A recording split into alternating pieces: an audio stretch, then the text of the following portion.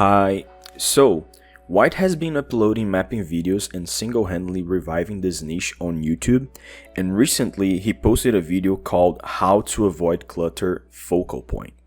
It touches on one of the most popular and most misunderstood ideas in modern mapping, the idea that moving focal points is necessary to represent the music, and today I want to challenge that idea. Not to create drama, but because understanding this properly can completely change how you map, and perhaps expanding this idea beyond the usual would be nice. First, go watch his video, seriously. He makes an important distinction between massive visuals and visual clutter.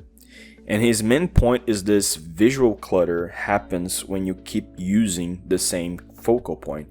And to avoid it, you need to create patterns across the playfield in order to create new focal points. Separate sections spatially. This idea is often justified using Gestalt principles, and at first, it makes perfect sense. If you move the visual center, you create contrast, right? Well, not necessarily. And the reason why comes from a very simple question. Does the player even perceive focal points the way mappers do when they check the map in the editor? Now, this entire argument of focal points assumes something very fundamental, that the player sees the map as a complete image and as a whole, right? Like this. But that's not what the player sees. This is what the player sees. One object, then another, not the whole playfield, but a sequence. You see, Osu is not a static image, it's a sequence of actions and objects, and that changes everything. So what actually creates contrast? If focal point isn't the main thing, what actually tells the player that the music changed? It's this: flow, rhythm, spacing, and visuals, not the absolute positioning. Take Fuxi for example. In the editor, the focal point barely moves, which according to the focal point argument should feel repetitive, but for the player it doesn't feel as repetitive. It feels a little bit more dynamic. Why? Because the player is heavily focused on the individual objects, not the positioning of them. Now compare this with Mirage, similar focal point usage, right? Completely different music clarity though. One represents the song way more than the other. Why?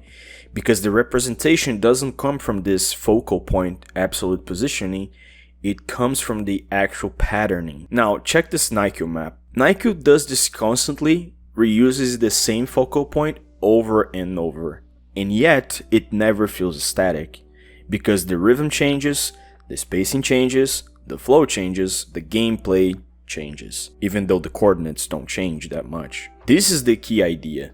The player does not experience positioning, the player experiences motion.